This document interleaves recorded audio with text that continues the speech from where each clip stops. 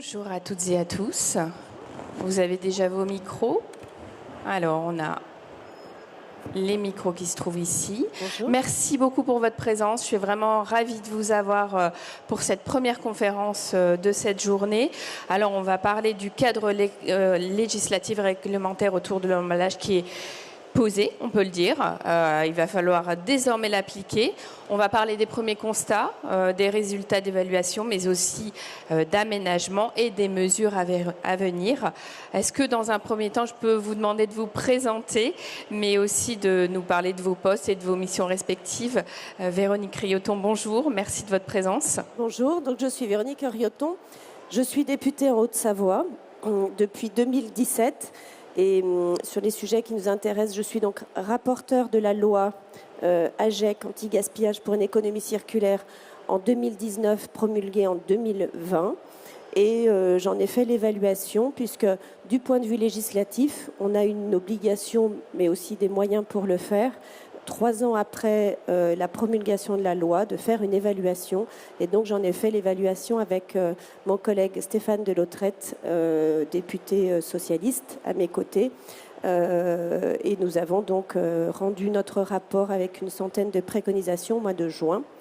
Et en parallèle de cette implication, je préside la délégation droits des femmes à l'Assemblée nationale. Et à l'égalité des chances entre les hommes et les femmes, hein, c'est bien ça. Merci beaucoup. Géraldine Poivert, vous êtes présidente et cofondatrice de Reset. Est-ce que vous pouvez nous en dire plus? Oui, merci de cette invitation. Je suis toujours ravie de retrouver Véronique et Fabrice, donc je les remercie de ce rayon de soleil. Reset, c'est un cabinet de conseil en transition environnementale et économique que j'ai créé il y a 4 ans et demi, avec un motto qui était singulier quand on l'a créé, c'était de jamais opposer économie et écologie, d'essayer de les faire rimer, parce que les deux ont le même radical. Hein. L'économie, pour ceux qui ne s'en rappellent pas, c'est la gestion des ressources rares, et elles sont toutes rares. Faire travailler les gens ensemble, et puis s'attaquer à tous les enjeux de la ressource, pas qu'au défi du carbone. Et avant ça, moi j'ai eu le plaisir de diriger des éco-organismes. J'ai été DGA de Citeo, j'ai travaillé aussi dans le papier pour la grande distribution. Donc ce que je crois profondément et ce qu'on aime faire chez Reset, c'est du conseil qui marche et qui s'opérationnalise. C'est-à-dire le poids des mots, c'est bien, mais le choc de l'action, c'est encore mieux. Donc être dans une transition environnementale de prospérité et surtout d'action, parce qu'il est grand temps de passer à l'action et surtout, et j'espère que ce sera la conclusion de cette table ronde, en fait aujourd'hui la réglementation c'est plus un cap et un phare dans la nuit qu'une contrainte. C'est souvent vécu comme une contrainte, mais en réalité il faut le twister et en faire un petit peu comme une incise qui nous oblige à se poser la question de la ressource, du juste usage et de la chaîne de valeur. Merci pour cette présentation. Alors, de nombreuses lois ont été votées, hein, le FREC, loi AGEC. Est-ce que vous pouvez nous poser le cadre de ces dernières? Qui veut prendre la parole? On n'a pas présenté. Ah, pardon, Fabrice. Fabrice, je ne le présente plus parce qu'il est avec moi tous les jours, en fait. Il faut que je le dise, donc je l'avoue. Non, mais s'il y a des gens qui ne te connaissent pas, s'il y a des gens qui ne te connaissent pas, tu es victime de ton succès. Fabrice, je t'en prie. C'est pas grave. Je vais me présenter comme on ne me connaît pas, justement, parce que j'ai un point commun avec Véronique présente, puisque je suis élu en Haute-Savoie aussi, dans mon petit village de Combloux. Je m'occupe des déchets. Et je suis membre du bureau du CITOM, donc syndicat de traitement des ordures ménagères des vallées du Mont-Blanc. Donc étant aussi éco-concepteur d'emballage et au berceau de l'emballage, je suis aussi à la tombe. Et je ne me contente pas d'habiller le mort parce que quand on est dans un CITOM, on les traite les déchets. Et donc je suis très très intéressé par cette conférence parce que... Accessoirement, tu es quand même expert dans le domaine. Oui, éco-concepteur, mais voilà, je me présente autrement. Merci Fabrice. Donc je venais de le dire, de nombreuses lois ont été votées, FREC, loi AGEC. Est-ce que vous pouvez poser le cadre de ces dernières? Véronique? Oui, la loi AGEC, c'est donc 2019-2020. Moi, j'aime juste dire que la loi AGEC, elle n'intervient pas en premier. On a d'abord une coopération d'un ensemble d'acteurs. Souvent, quand on parle de l'économie circulaire, évidemment, ça touche des consommateurs, ça touche des metteurs en marché, ça touche des collectivités.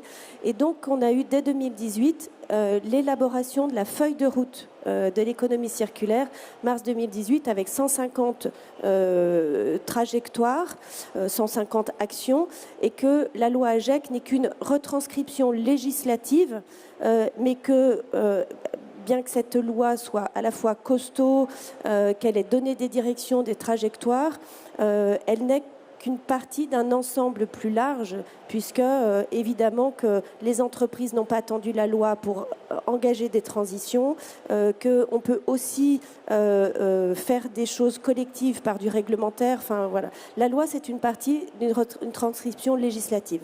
Dans cette loi, on a évidemment, donc je le dis,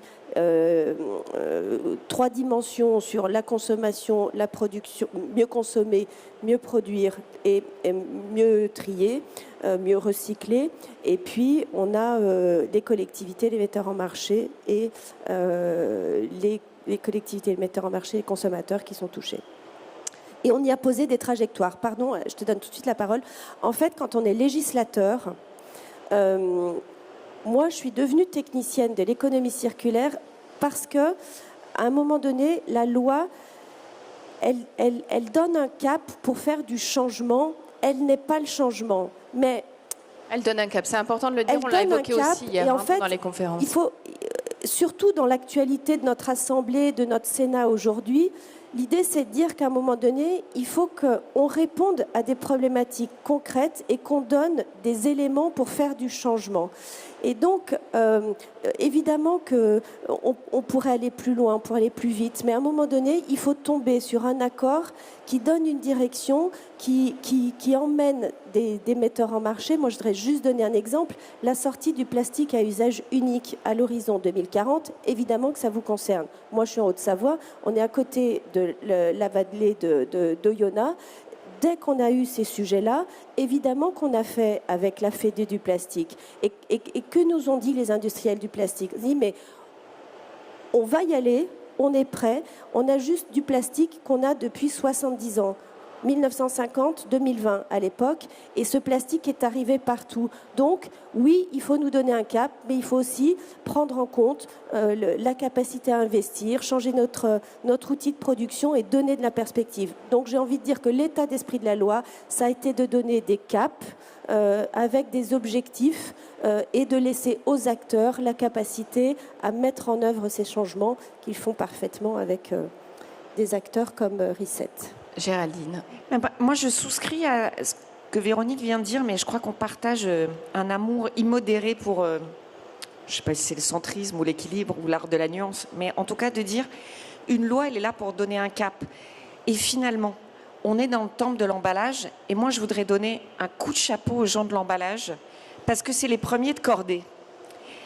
Parce que l'emballage est celui à qui on a demandé de faire sa révolution de la ressource avant tous les autres. Donc bravo à vous, parce que vous êtes en train de la faire. C'est dur, hein, parce que quand on monte l'Everest, la vue est belle quand on y arrive. Enfin, je ne l'ai pas encore fait. Le Mont Blanc, s'il te plaît. Mont Blanc, pardon. Quand on arrive en haut du Mont Blanc, la vue est super belle, mais il faut monter. Donc, qu'est-ce qu'a fait la loi? Elle a donné un cap qui est de dire la prospérité de demain, elle sera nécessairement à faire dans un monde de ressources rares, et elles sont de plus en plus rares. Il n'y a plus d'eau, il n'y a plus de biomasse, il n'y a plus de terres rares, et dans un monde décarboné. Parce que sinon, on va crouler sous nos pollutions et sans circularité. Je rappelle que 50% du PIB mondial, c'est fait avec du capital naturel que personne ne comptabilise. Donc en fait, la loi a donné un cap, c'est de dire le mode de production et de consommation doit s'interroger sur ce qu'il consomme, sur la nécessaire circularité. Oui. Après, il y a une mise en œuvre à faire. Et moi, j'appelle les acteurs économiques qui sont tous là, parce qu'on a besoin de toute la cordée. On a besoin des fabricants de machines, des fabricants de matériaux, des fabricants de produits finis, des services marketing, des gens qui connaissent. Pour faire quoi? Pour transitionner le packaging dont on n'est pas en train de sonner le glas, c'est-à-dire la loi AGEC ou PPWR ne sonne pas le glas d'un emballage. Ils appellent au juste emballage qui est en 4 mots. Première, c'est réduire. Pas de vides inutiles, pas d'emballage inutile, mais c'est dans l'intérêt de personne. Un emballage inutile, de toute façon, c'est de la matière, ça coûte de l'argent, ça ne sert à rien. Le R du réemploi, de la réparation, parce que quand on peut, autant faire mieux avec moins. Le R du recyclage et de la réincorporation. Une fois que j'ai dit ça, il n'y a pas de magie, c'est-à-dire que les secteurs industriels ne sont pas égaux, et je crois qu'on en conviendra tous, devant la capacité à mobiliser ce 4R. Donc la loi AGEC a donné le là, et la PPWR aujourd'hui est en train, et je crois que c'est une très bonne nouvelle pour les acteurs économiques, d'homogénéiser, d'harmoniser ce qu'on va mettre derrière ces 4R. Il y a un cadre qui est posé, Géraldine. On va revenir sur les 3 R que vous avez évoqués. Les ambitions de ce cadre législatif, est-ce que finalement, pour vous, est-ce qu'ils sont tenables? Maintenant qu'on s'est dit qu'il y avait cette première base qui était posée, on se fixe un cadre, on y va. Est-ce que c'est tenable? Moi, je voudrais juste dire que dans l'évaluation de la loi AGEC et dans sa mise en œuvre depuis 4 ans, ce qui a été difficile, c'est évidemment la question des données, de prendre en compte les investissements au bon endroit. Et finalement, on voit que la façon dont les acteurs se sont saisis de la loi et dans la mise en œuvre, en gros, on a plus travaillé sur la question aval que tout ce qui est de l'ordre de l'éco-conception et du réemploi. En gros, dans le rapport d'évaluation, on peut résumer que l'ensemble des données, c'est celle-ci. Alors, est-ce que c'est tenable? Sur la partie opérationnelle, Géraldine interviendra plus tôt. Le cap s'impose à nous, que ce soit les consommateurs, vos salariés. Enfin, je veux dire, cette transition, il faut y aller. Donc, ensuite, la façon dont on va la mettre en œuvre. Je pense qu'il y a 3 dimensions. Toi, tu parlais des R, mais finalement, même dans le règlement européen, on a ces 3 dimensions-là. C'est-à-dire comment on va réduire, évidemment, à la source, comment aussi on incorpore de la matière recyclée et comment on développe du réemploi. Bon, finalement, on est sur ces 3 axes-là et je ne crois pas qu'il faille opposer ces 3 axes-là dans la mise en œuvre et que après, il faut trouver là où il y a le meilleur rapport valeur ajoutée, investissement dans la capacité à transformer. Et la partie opérationnelle, c'est plutôt la tienne. Mais j'ai une question, Véronique, parce que on lit ça et là que dans le rapport de la GEC, on serait en retard, ça serait pas suffisamment efficace, suffisamment contraignant. Est-ce que c'est des ragots de réseaux sociaux ou est-ce que ça ressort vraiment de cette évaluation? Là, on dépasse peut-être le cadre emballage. La loi AGEC, elle a mis beaucoup de REP, de filières REP. Et donc, dans la filière REP, on observe qu'elles ont toutes pris du retard. Pourquoi? Parce qu'il y avait une question de la donnée. Et donc, l'ADEME a fait un travail remarquable sur la gestion de la donnée. C'est-à-dire que, comme on met des objectifs, moi, je viens du monde de l'entreprise aussi. On est tous d'accord qu'il nous faut des indicateurs clés de succès. Donc, du coup, un objectif, est-ce qu'il est quali, est-ce qu'il est quanti? Donc, il y a eu un travail énorme de qualification de la donnée et de s'accorder sur ces dimensions-là. Et ensuite, le déploiement de la REP. Et après, on peut parler du réemploi, on peut parler de la réparation, on peut parler de tout un tas de choses, mais on n'est pas tellement sur l'emballage. Mais si on reste sur l'emballage, il est perçu comment? Parce que je rappelle par rapport à ce que disait, c'est que l'emballage est premier de cordée. C'est quand même la première REP qui a existé en France. Bien sûr. C'est celle de l'emballage. Les autres, elles sont arrivées je dirais, dizaines d'années après. Donc là, c'est à la fois la première REP, c'est aussi extrêmement touché, c'est un fer de lance aussi pour le réemploi, pour les 3 R. Donc ce qui n'est pas tellement étonnant par rapport à l'emballage, parce que je le disais hier, l'emballage c'est quand même la 6e industrie française, la 7e industrie mondiale, et toutes les industries sont dépendantes de l'emballage.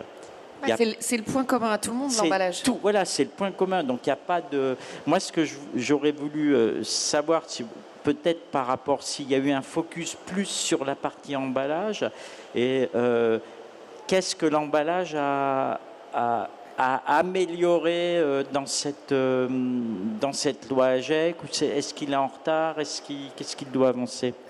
C'est ce que j'ai dit tout à l'heure, réemploi, Donc là, sur les solutions de réemploi, on est encore au démarrage.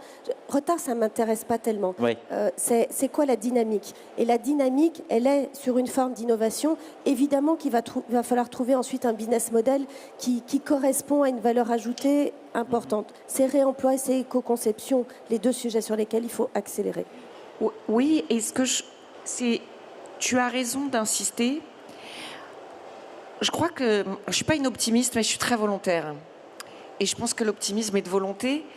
Je pense que même si, et je pense qu'on l'a vu depuis 5 ans, je crois que l'univers de l'emballage a eu le sentiment, à tort ou à raison, mais de prendre réglementation sur réglementation et d'être parfois un peu daisy, comme disent les Américains, sous obligation de réemploi, obligation de recyclage, réduction, le vide, interdiction, etc.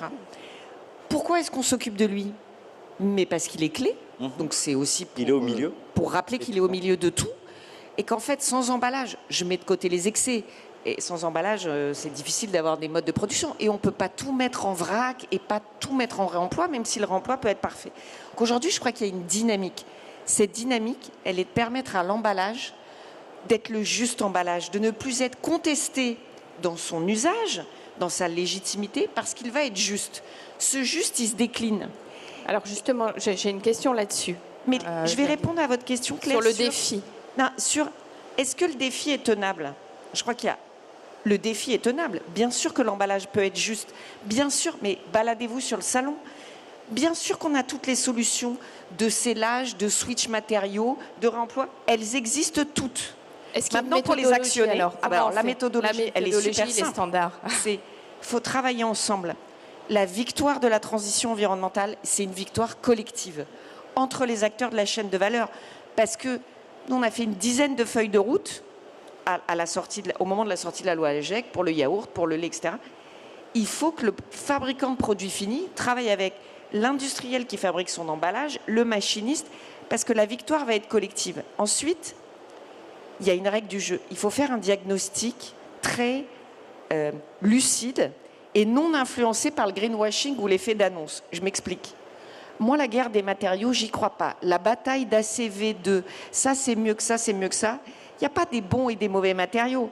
Il y a des matériaux qui marchent dans certains cas et pas dans d'autres. Je prends l'exemple du plastique. 80% des pays dans le monde n'ont pas de collecte et de recyclage du plastique. C'est sûr que si tu mets en marché un emballage en plastique, il finit dans la mer. Enfin, je veux dire, pas besoin de faire une ACV. Ceux qui vous proposent une ACV pour ça, vous dites non, vous n'en avez pas besoin, ça va finir dans la mer. Et d'ailleurs, on vous le dit, chez Reset, on ne fait pas d'ACV pour ça. Donc, bien entendu, il y a du bon sens en fait, là. Le sésame, c'est de jouer ensemble pour passer à l'échelle, dérisquer l'investissement et la réaction du consommateur citoyen. Parce que moi, je peux vous dire que chez Citeo, quand on a fait les premières bouteilles de lait grises, parce qu'elles étaient en plastique recyclé, le consommateur fuyait, il faisait un détour. Donc il a fallu qu'on communique dessus, qu'on fasse un jeu, qu'on aille le chercher, le consommateur. Et il fuit encore.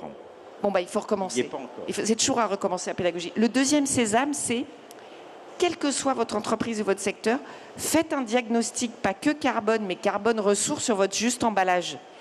Est-ce que vous avez plus d'appétence pour le réemploi, pour le recyclage? Et ça dépend de ce que vous commercialisez. Est-ce que vous avez besoin d'un emballage complexe ou pas? Moi, je vais oser le dire.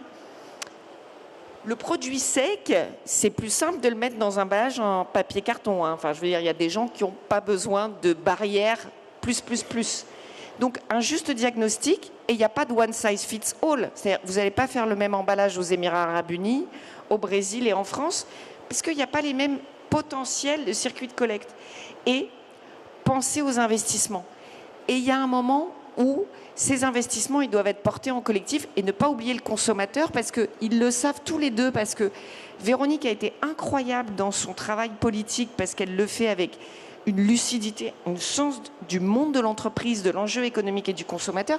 Et Fabrice le raconte tous les jours dans ses ouvrages et son action, c'est qu'en fait, ce qu'il nous manque aujourd'hui, c'est des univers et des imaginaires qui font que, oui, on pense au réemploi, oui, on pense au recyclage. Après, il ne faut pas que ce soit une tannée pour le consommateur. Alors, si on aborde la question des 3 R, Géraldine, c'est parfois difficile de demander à l'emballage de remplir ces 3 critères. Ah oui, il y a parfois, mais Véronique va le partager ça.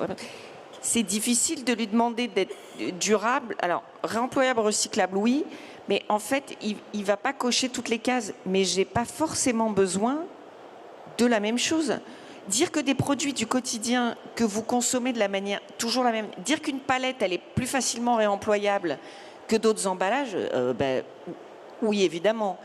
Dire que le recyclage, aujourd'hui, il y a des matériaux qui se recyclent mieux que d'autres, ben oui, et ceux qui ne se recyclent pas encore, c'est parce qu'il faut qu'on invente le modèle économique. Je ne sais pas si on recyclera le polystyrène expansé demain, mais ce qui est sûr, c'est qu'il va y avoir un surcoût. Parce qu'aujourd'hui, il faut le mettre en sach, il faut l'usine. Mais je dirais que la loi AGEC et la réglementation, au moins, elle nous a donné un R clair sur lequel on n'a plus le choix, c'est le R de recyclage. À partir de 2030, pour l'Europe et 2030, les emballages qui n'ont pas de filière de recyclage effective ne seront plus sur le marché, sont interdits. Donc là, il y a quand même un marqueur clair, c'est que pour moi, le R de recyclage, en tout cas, il est réglé, et merci à la réglementation de l'avoir fait, parce que ça nous fera moins de refus de tri dans nos centres, qui, je rappelle, nous coûtent à peu près 600 € la tonne, donc c'est quand même pas, c'est pas une paille, parce que c'est en fait le citoyen qui le paye, hein, il ne le sait pas, mais il paye à la fois son éco-contribution, mais il paye aussi le refus de tri. Donc ça, c'est réglé. Maintenant, effectivement, il reste toujours le R de la réduction qui est lié à l'éco-conception, et le R de réemploi, qui est une révolution industrielle à mettre en place, Véronique. Véronique, ouais, vous vouliez réagir en préparant l'intervention. Vous me disiez que vous aviez 3 avis sur la réduction, le réemploi et le recyclage. La réduction, vous me disiez, nous n'y sommes pas encore. Ce que je voudrais dire par rapport aux 3 R, c'est aussi les besoins des industriels pour aller dans cette dynamique. Et ça se traduit comment, en fait, dans la loi ? C'est ce que tu disais, Fabrice. En fait, quand on est prêt, qu'il y a eu l'innovation, qu'il y a des alternatives qui sont connues et qu'on en est à passer à l'échelle, en fait, c'est le moment d'interdire. Et donc là, la loi, elle peut interdire. Quand on en est à insuffler une nouvelle dynamique, du coup, vous connaissez ça mieux que moi dans l'industrie, c'est les earlier qui démarrent. Et puis, et donc du coup, là, on est sur des politiques et des investissements liés à non seulement l'innovation, peut-être à court terme, pour faire ensuite du progrès à long terme. Et là, on ne peut être que sur des politiques incitatives. Il y a plein de gens qui m'ont dit oui, mais vous n'êtes pas allé assez loin, vous n'avez pas donné un signal suffisamment clair. Vous dites à la fois on va interdire à long terme, puis en même temps vous nous dites il faut de la matière recyclée. Ouais, la consommation et les changements de comportement, ils vont pas s'arrêter du jour au lendemain. Donc tout ça, c'est encore un chemin. Donc moi, du point de vue législatif, je retraduis en disant la réduction. Peut-être qu'il faudra se poser la question de mettre à un moment donné, si on n'y va pas suffisamment, l'interdiction. Il me semble que ce n'est pas le moment, qu'il faut continuer de mettre des objectifs. Peut-être qu'il faudra, dans les cahiers des charges des éco-organismes, mettre des objectifs de réduction plus forts. Des objectifs de réemploi permettant l'innovation. On n'en est pas à interdire ou en tout cas à interdire des usages sur la partie réemploi. Pour moi, on est encore sur des politiques d'incitation. Mais croyez bien que ce sujet-là, j'y vais avec beaucoup d'humilité parce qu'il faut à un moment donné écrire les choses suffisamment justes pour donner de la visibilité, de la lisibilité aux industriels et en même temps produire du changement réel. Avant d'être élue, j'étais dans le management des ressources humaines et pour moi, les changements des comportements de nos consommateurs est très important. C'est-à-dire, est-ce qu'on agit sur l'offre, est-ce qu'on agit sur la demande ? Aujourd'hui, je pense qu'on est effectivement... On a travaillé sur la question de l'offre beaucoup et donc on peut répondre à une demande un peu différente. C'est massifié l'offre, vous disiez. Géraldine, vous aviez envie de réagir. Oui, parce qu'on a en face de nous là que des professionnels et des industriels. On va leur partager un secret. Il n'y a rien de mieux que l'autorégulation. Nous, chez Reset, dès qu'on voit un client, un secteur, quel qu'il soit, on lui dit utilisez vos organisations professionnelles, vos think tanks, travaillez ensemble parce que Les ressources, vous allez être attrapés par la rareté, les conflits géopolitiques. L'eau, même s'il en tombe beaucoup, il n'y en a plus. D'ailleurs, c'est assez lié. Le réchauffement, l'énergie, pareil. Donc, en fait, ce que décrit Véronique, je crois, hein, c'est que la loi a mis des ambitions pour que les acteurs économiques s'en emparent. Justement, pour jouer ce pas de deux, but it takes two to dance the tango, c'est-à-dire de dire, on vous incite au juste emballage. Dites-nous comment vous voulez le décliner, ce 10% de réemploi qu'il faut atteindre. On le fait plutôt sur les palettes. Ah, c'est sûr que le réemploi, c'est plus simple pour les emballages industriels et commerciaux, pour les emballages pro. Ils ne sont pas marketés, tout le monde est prêt. C'est tellement déjà sur les palettes que c'est... Voilà. Parce que le recyclage, le recyclage, dire qu'il faut 100% de recyclage, que le recyclage doit être opérationnel pour mettre en marché un emballage, honnêtement, ça tombe sous le sens. Parce que sinon, le reste, c'est du greenwashing. Donc, et je pense que les acteurs économiques ont été piégés eux-mêmes par une méconnaissance. C'est-à-dire, moi, je suis convaincue que beaucoup d'acteurs économiques, depuis 20 ans, comme on leur disait, non mais regarde, achète cet emballage, il est recyclable. Oui, mais en fait, comme dans 80% des pays dans le monde, il n'y a pas de collecte et le recyclage, je peux te faire plaisir avec la CV qui te montre sur un bel Excel qu'il est recyclable. Non mais en laboratoire, tu peux tout faire. Dans la vraie vie, si tu n'as pas de collecte de tri et une usine qui te sort à un coût économique gérable avec un rendement matière, parce que le recyclage, pour avoir moins de 50 ou 60% de rendement matière, c'est pas la peine, autant faire autre chose. Et la réduction... Moi, j'ai eu, et je pense que Fabrice, et quand tu as fait des auditions, moi, j'ai eu des réunions, et c'est la même chose dans plein de secteurs sur la chimie des matériaux ou la chimie. Quand vous demandez aux gens de quoi tu as besoin pour construire ton pont ou faire ton emballage, les gens ne répondent pas le besoin fonctionnel. J'ai besoin, alors dans l'emballage, d'une barrière à l'humidité, d'une étirabilité, d'un scellage à chaud. Les gens te disent, non, je vais prendre du PP ou tel complexe. Revenir à un diagnostic du besoin évite de faire beaucoup d'erreurs. Donc, tout ça pour dire quoi? La loi met des ambitions pour que les acteurs économiques s'en emparent. Les ambitions de réemploi, de recyclage, de réduction sont atteignables. La question, parce que l'éléphant dans la pièce, c'est la suppression du plastique à 2040. Je n'ai pas de réponse, je ne répondrai pas même sous la torture. Pourquoi? En vrai. Une petite idée. Non, mais en vrai, pourquoi cette loi a été votée? Un peu parce que le continent de plastique qui flotte, il ne vient pas des pays développés où on a mis en place la collecte et le recyclage.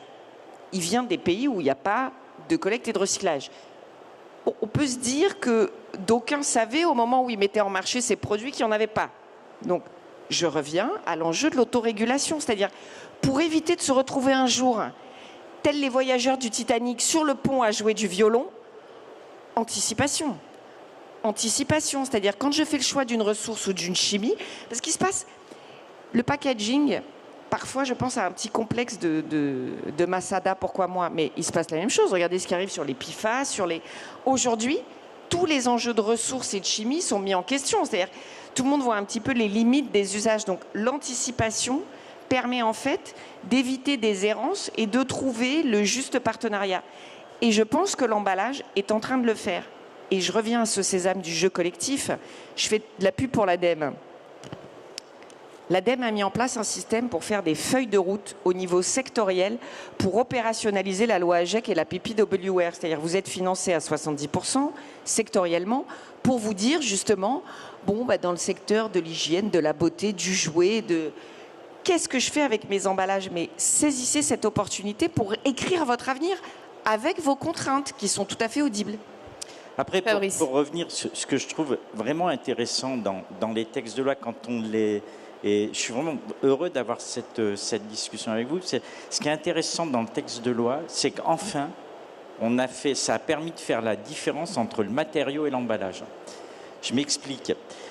Tu parles de PP, de PE, de PET. Donc, jusqu'à présent, jusqu'à quelques années, on décrétait qu'un emballage était recyclable par rapport à son matériau, ce qui est totalement faux. C'est qu'un emballage est recyclable par rapport à ce qu'est l'emballage. Pourquoi? Parce que les trop petits emballages, on ne les capte pas dans les centres de tri, même s'ils sont dans des matériaux recyclables, donc on ne les recycle pas. Et donc la loi, aujourd'hui, en tout cas les textes, permettent de faire la différence entre... Vous pouvez partir d'un matériau ultra, alors ils disent responsable ou écologique, c'est-à-dire ressources renouvelables, recyclables à l'infini, tout ce que vous voulez. Sauf que si on n'arrive pas à le capter, parce qu'il est mal, l'emballage est mal conçu, mal éco-conçu, il ne sera pas recyclé.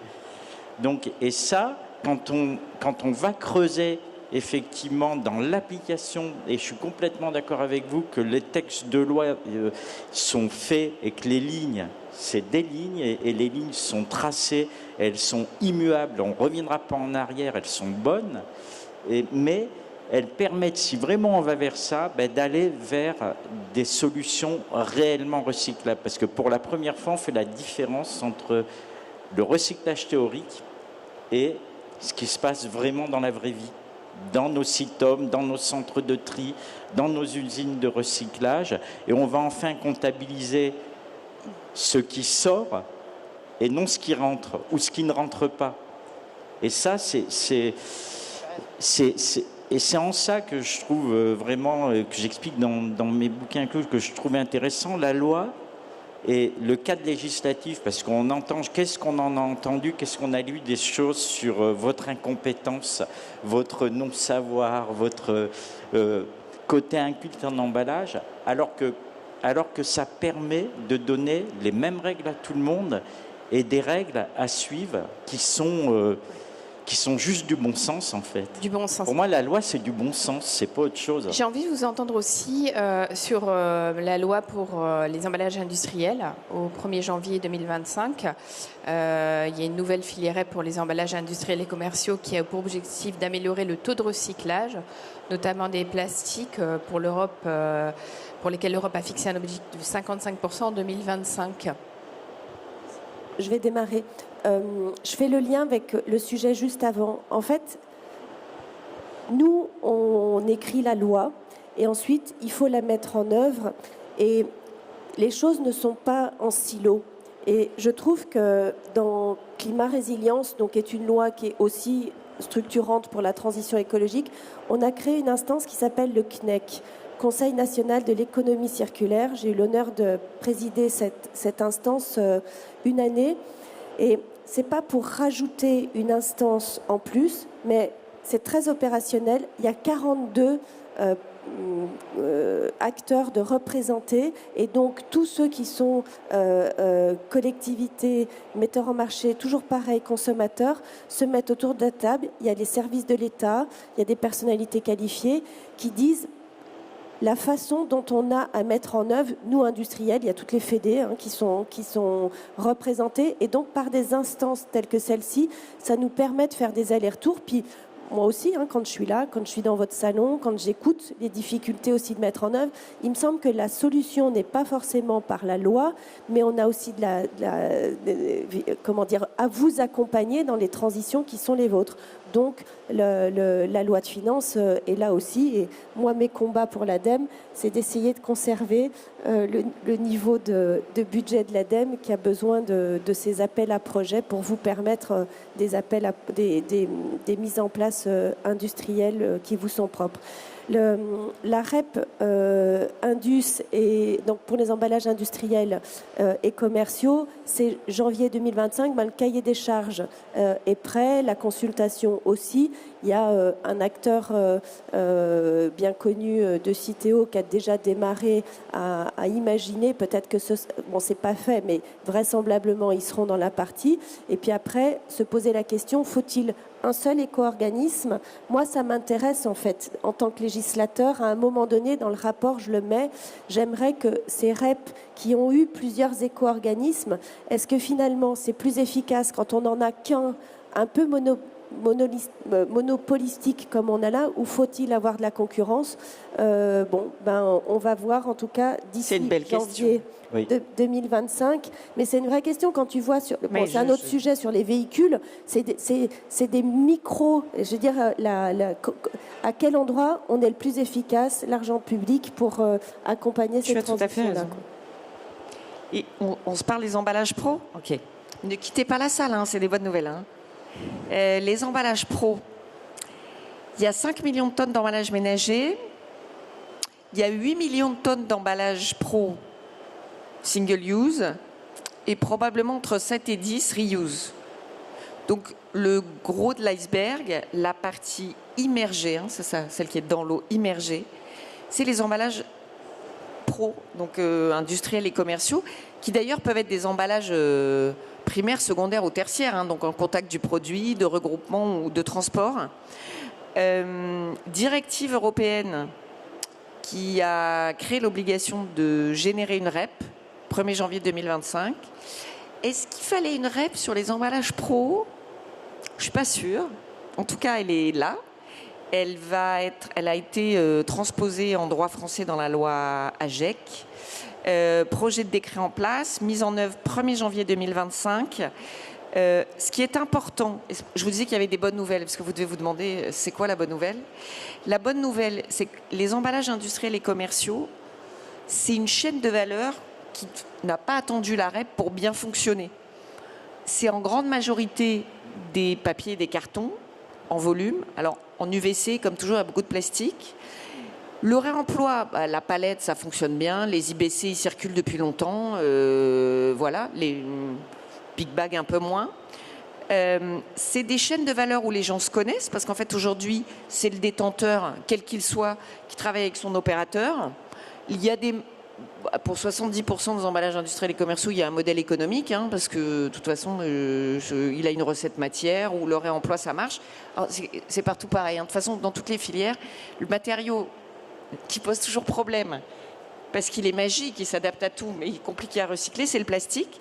Donc aujourd'hui, je crois qu'il y a 20% des emballages pro en plastique qui sont recyclés. Il faut atteindre 50% sous peu. Donc, préparez-vous à cette deuxième REP parce qu'un train peut en cacher un autre. Donc, éco-conception à mettre en place. Justement, oui. Ouais. Je voulais parler de l'éco-conception. Fabrice. On a eu hier une conférence hier après-midi qui était vraiment sur le sujet, c'est-à-dire d'expliquer la totale interdépendance entre l'emballage primaire, l'emballage secondaire et l'emballage tertiaire. Et oui. C'est-à-dire que c'est en fait l'unité industrielle, c'est la palette, hein, c'est pas l'emballage primaire, c'est la palette et l'emballage primaire va définir la bonne qualité de la palette, c'est-à-dire la bonne palettisation. Et ne pas oublier que la palette derrière, c'est le transport, c'est du vide dans les camions, etc. Aussi, donc on avait ce sujet et là on a séparé les deux. En tout cas, en termes d'éco-conception, je ne dirais pas, parce que je n'ai pas étudié en termes d'éco-organisme, mais je peux dire qu'en termes d'éco-conception, c'est une ineptie totale. Ça revient à se passer le mistigris. C'est-à-dire que si je travaille d'un côté et si je travaille de l'autre... Tu as raison. L'intérêt, c'est pour ça que la bonne nouvelle, c'est que penser le primaire, le secondaire et le tertiaire ensemble, c'est indispensable, parce que les gens se demandent souvent, mais pourquoi il y a des cartonnettes ou des intermédiaires ? Parce que sinon, en fait, tu ne fais pas la palette. Mais pourquoi il faut des palettes ? Parce que si tu veux livrer, il faut une palette. Donc, ça permet de remettre un peu de bon sens, donc de lier les deux. Et ça permet... de ce qu'on a vu, et nous on accompagne quelques secteurs sur ça, c'est que c'est un secteur qui historiquement, les emballages pro travaillent ensemble, les opérateurs travaillent avec les fournisseurs d'emballage, travaillent avec les acteurs de l'amont et de l'aval, parce que les gens se partagent. Donc il faut utiliser un peu cette capacité. C'est déjà un sport collectif, l'emballage pro. Et en fait, ce qui va manquer, c'est de recycler les plastiques qui ne le sont pas, de systématiser le réemploi et de mettre en place une traçabilité, parce qu'il n'y en a pas. Et pourquoi ? Parce que dans le professionnel, la gestion de leurs déchets, ça leur coûte une blinde. Oui. Donc, ils voulaient en faire moins. C'est-à-dire qu'ils avaient... voilà. Il n'y a pas de contrainte marketing non plus. Voilà, et puis oui, il n'y a pas le marketing, mais ça leur coûte... La gestion du déchet chez le professionnel, c'est quand même pas une paille. Donc, à partir de ce moment-là, ils se sont dit autant en faire moins. Ou autant les revaloriser. Voilà. Sur l'éco-conception, Véronique, vous voulez ajouter un point, un regard ?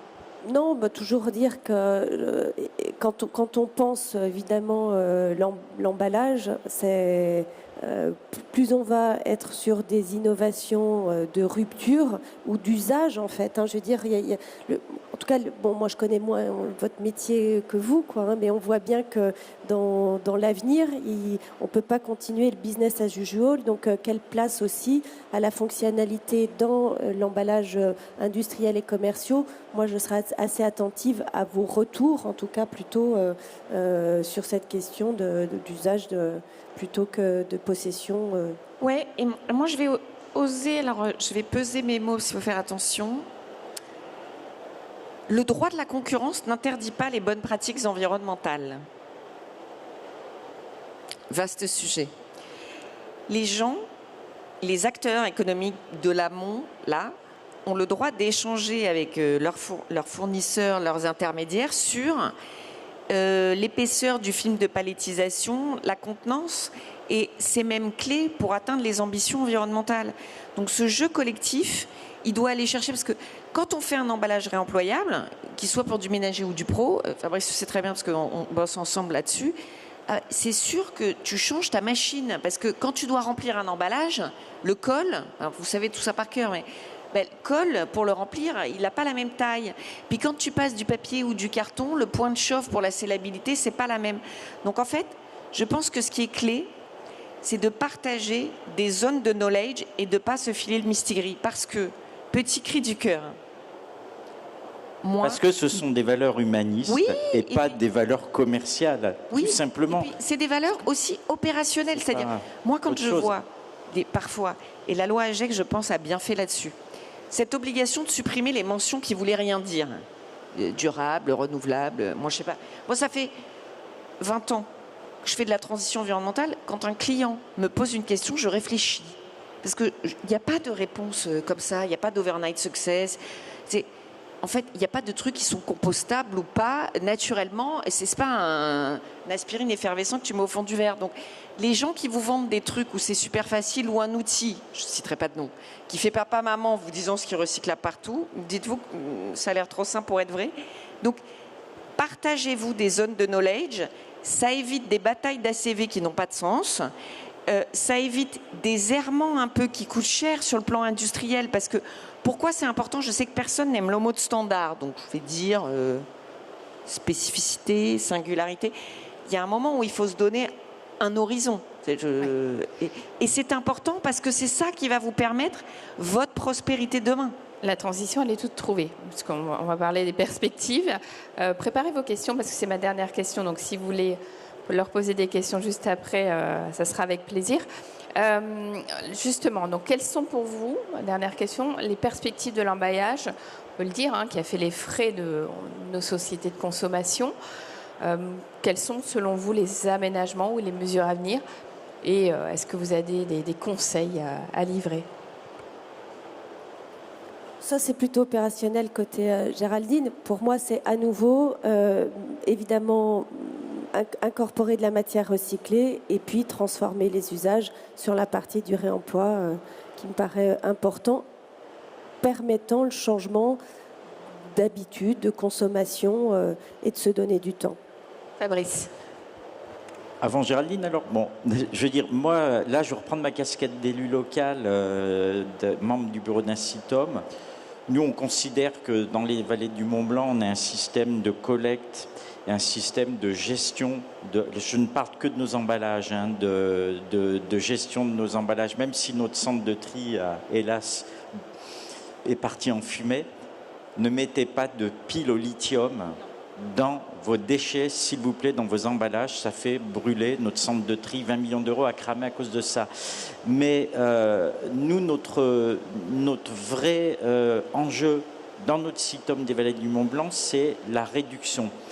La réduction de tout type de déchets et la réduction forcément de déchets d'emballage. Et pour moi, la réduction ne passera pas par la déconsommation, ne passera pas forcément non plus par la réduction de poids, mais par la réduction, et il y a un mot qu'on a prononcé parce qu'on dit plastique, et moi je rajoute toujours usage unique, et c'est la réduction même pas du plastique à usage unique, c'est la réduction du nombre d'emballages à usage unique mis sur le marché. Et pour moi, le meilleur moyen de réduire, ça va être de passer au réemploi, quand ça sera effectivement possible et écologiquement, économiquement et écologiquement, je dirais rentable, c'est-à-dire positif. Donc, moi, c'est vraiment mon boulot, c'est d'essayer aujourd'hui de réduire la quantité d'usage unique, il y en a trop. Merci. Géraldine. Alors, c'est tous des professionnels, hein, donc nos conseils sont... ils les travaillent tous les jours. Vous me disiez en préparant quand même qu'il y a une notion de partager des bonnes pratiques pour d'autres secteurs. Oui, parce que je crois que là, il faut profiter que vous soyez tous ensemble sous ce même chapiteau pour vraiment vous doter de vos axes. C'est parce que l'emballage redeviendra juste, et justement éco-conçu, qu'il redeviendra légitime et qu'il sera plus un peu cette idole qu'on veut brûler parce que ça représente la société de consommation. C'est pas ce qui sera juste. Et c'est indispensable. Et je pense que vous avez été les premiers de cordée. On fait un petit quiz. Est-ce que vous savez quelle est la drogue la plus consommée dans le monde?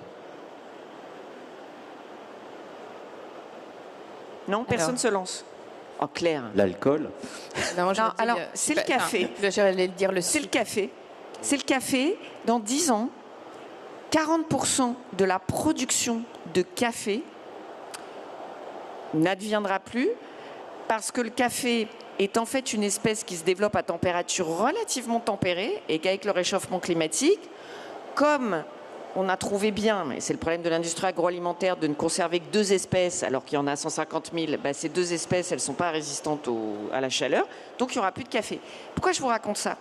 Parce que ce que vous êtes obligé de faire là, avec ces lois, c'est vous poser vos bonnes questions sur la ressource que vous allez utiliser, le réemploi, la réduction. Et en fait, je ne sais pas si ce sera fait à votre bonheur malgré vous, parce que je pense que vous y êtes prêts et que vous allez le faire, non pas en le subissant, mais en l'assumant.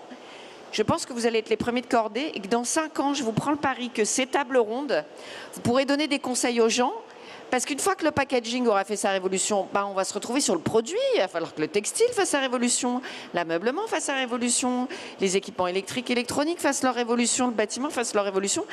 Et on en est loin. Donc en fait, c'est partage de bonnes pratiques, ne pas se refiler le mistigris, être très lucide dans l'approche et travailler ensemble. Je vous raconte une toute petite histoire parce que j'étais fière de ce qu'avaient fait les marques. On a lancé un programme qui s'appelle Ripac. On fait travailler 2 distributeurs, Carrefour et Système U, et 20 marques ensemble pour faire du réemploi. On a réussi à faire un truc qui, moi, était indispensable, c'est la machine de déconsignation. C'est la même. Parce que moi, j'avais dit, mais en fait, les gars, moi, je veux bien. Je me suis mis au geste de tri. Les gens en avance triaient leurs emballages. Moi, je veux bien réemployer. Enfin, je bosse 12 heures par jour, je respire avec une paille. Je ne vais pas parcourir la ville de Paris pour aller ramener mes emballages là où je les ai achetés. Je n'ai pas que ça à faire. Eh bien, la machine de déconsignation aujourd'hui, qu'on a mis en place, on a réussi à faire travailler ensemble les acteurs pour vous déconsigner partout. À la boulangerie, au distributeur, dans la collectivité locale. Vous n'avez pas à faire juste la reverse logistique, c'est une boucle. Je pense que c'est ces actions-là qui vont rendre votre transition possible. C'est génial parce qu'on a mis près de 30 ans à avoir la même couleur sur le bac de tri des emballages qui soit jaune. On avait dit qu'on ne parlerait pas de ça. Mais c'était un peu la faute des collectivités locales. Bon. Non, mais bon, c'est bien. Merci beaucoup, en tout cas à tous les 3. Est-ce que vous avez des questions à leur poser? Allez, j'ai un micro ici qu'on peut vous donner. Alors, madame, je me lève comme ça. Hop, j'avais pris le micro, excusez-moi. Voilà. Est-ce que vous pouvez vous présenter, s'il vous plaît? Lucille Olivas, je suis une très jeune étudiante en master développement durable à HEC. Et j'ai un sujet de thèse qui est sur le réemploi. Donc, ça tombe bien que vous soyez là. Dans le thème, j'ai séché aujourd'hui pour venir vous voir. Donc, j'ai une question. On a parlé loi AGEC et PPWR. Aujourd'hui, c'est pas les mêmes objectifs, c'est pas les mêmes dates. Qui va bouger en premier? Qui s'alignera sur qui? Alors, Véronique. C'est un sujet qu'on a souvent abordé, la question nationale versus l'Europe. Je crois que la transition est européenne et qu'en même temps, on ne peut pas s'interdire d'être un leader. Et la loi AGEC a inspiré à plein d'égards les règlements européens. Et donc, je continue de penser que, notamment, bon, ce n'est pas le sujet emballage, sur l'indice de réparabilité, que les combats se font par les industriels et qu'ensuite on inspire la dimension européenne. Donc, c'est pas concordant et c'est OK pour ça, mais c'est les trajectoires qui permettront, en fait, j'ai pas de problème à dire qu'on y est allé un peu en avance de phase en France, qu'on a inspiré l'Europe. Il faut qu'au final, on ait évidemment une congruence entre les éléments. C'est ce que je rappelais dans la réduction, dans la réintégration de matières recyclées, puis dans la partie du réemploi. On va avoir la révision de la directive. C'est du pas à pas, chacun monte d'un cran et les industriels aussi, et donc on accepte d'avoir une force européenne et que la France est plutôt leader dans cette partie-là. Moi, je souhaite que la France continue de faire son job. En fait, la complexité de la législation française est aussi avec un boulot de la représentation permanente à l'Europe et le travail législatif de nos députés européens. Il faut travailler de concert et puis on arrivera à cet atterrissage-là. Mais c'est vraiment ça, parce que tu as parlé tout à l'heure aussi de la climat-résilience et on entend dire « Ah, mais il y a des injonctions contradictoires entre AGEC, climat-résilience, PPWR et même le Green Deal de l'Europe. » Non, regardez bien, les grandes lignes, ça va au même but. C'est juste les objectifs qui ne sont pas exactement les mêmes. J'ai fait il y a quelques mois pour All for Pack un webinaire qui était visé au-delà de la réglementation. Les grandes lignes sont là, allez au-delà de la réglementation, parce que de toute façon, la réglementation, elle va... les objectifs vont monter. Alors, ils ne montent pas à la même vitesse, mais ils vont monter. Mais les grandes lignes sont là. On a dit moins d'emballages à usage unique, des emballages, on n'a plus le choix, recyclables, se lancer dans le réemploi. Et puis, voilà, c'est les 3 R, et bon, avec des objectifs différents. Mais là, pour moi, c'est clair. Il n'y a pas de... Merci. On a encore... J'ai pas de doute. Pas de doute. On a encore le temps pour une question. Est-ce qu'il y a quelqu'un qui souhaite la poser tout au fond, juste derrière? Est-ce que vous pouvez vous lever, s'il vous plaît, et vous présenter? Bonjour. Bonjour. Je viens d'une association qui s'appelle OECO et on a une station de lavage et on fait du réemploi dans Paris. Moi, vous parlez fièrement des petites boucles de réemploi dans vos collectivités et vous en êtes très fiers. Mais est-ce que ce projet de réemploi à l'échelle nationale, il ne va pas totalement les mettre à l'écart et créer des difficultés pour ces petites boucles? Je peux répondre. Vous avez les réponses dans le bouquin. Je ne fais pas la pub, mais le manifeste du réemploi vient de ressortir. Il y aura des boucles locales, il y aura des boucles nationales, il y aura des boucles privées. Non, il y a besoin de tout. La boucle locale, c'est exactement comme si vous me disiez, finalement, vous voyez bien que le commerce local est en train de renaître. Donc, tout ça s'équilibre et il y aura, non, vos boucles vont servir et elles vont continuer à exister. Mais peut-être que l'objectif de tout après-industriel, parce que c'est quand même le réemploi, le lavage, pour qu'il va peut-être s'industrialiser, peut-être que de votre rêve à terme, pour développer vos boucles et votre entreprise, sera d'être une boucle nationale, comme ont fait beaucoup de marques. Moi, je veux bien aussi donner quelques éléments. Pour moi, il y a plusieurs dimensions et aujourd'hui, évidemment que vos boucles, elles n'ont pas trouvé non plus le business model de la pérennité. Et donc, vous êtes plein de petits, vous parlez de petites boucles, mais en tout cas, c'est des grands changements.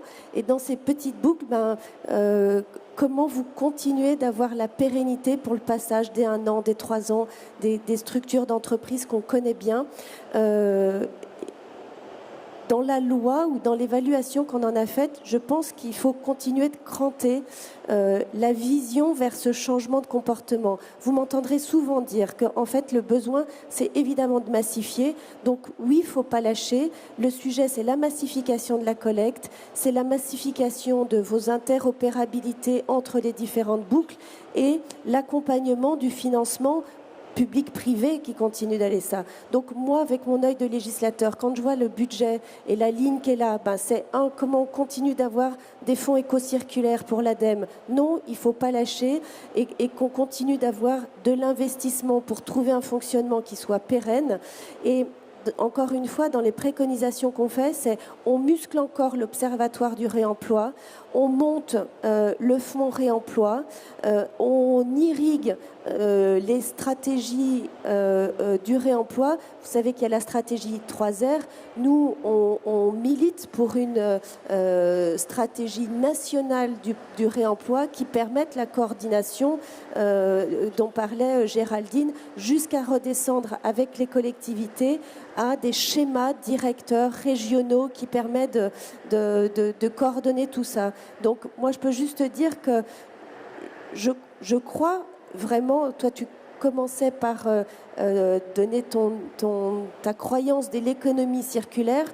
Pour moi, on a une responsabilité collective à ceux qui sont un peu plus éclairés sur ce sujet, à dire que l'économie, elle sera circulaire quand elle trouvera son business model et que la transformation de l'industrie telle qu'elle était avant, y compris l'industrie de l'emballage, trouvera une nouvelle forme.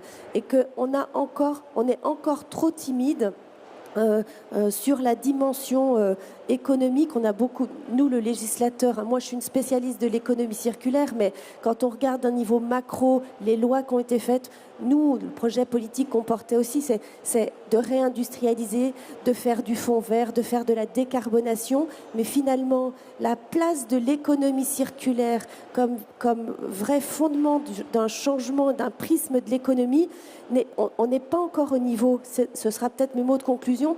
Pardon, quand on voit qu'on a un secrétaire d'État à l'économie sociale et solidaire, c'est bien, mais quand on aura un secrétariat à l'économie circulaire qui comprend l'économie sociale et solidaire, on sera au bon changement d'échelle. Donc, je veux juste dire que je pense mis à part dans nos écosystèmes, ce sujet-là n'a pas encore l'ampleur de transformation qui est nécessaire. Voilà. Et donc, du coup, faut trouver du financement pour continuer de l'innovation, que cette innovation devienne du progrès, c'est-à-dire à plus long terme, que l'innovation, c'est des coûts, que c'est des montants d'investissement dans vos entreprises, et puis qu'ensuite, il faut trouver ce business model et dans l'interopérabilité sur lesquels les politiques publiques continuent, du public-privé, et puis des schémas directeurs qui permettent de coordonner tout ça, quoi. Donc, c'est un encouragement, en tout cas. Eh bien, merci beaucoup. Merci pour cette très belle conclusion.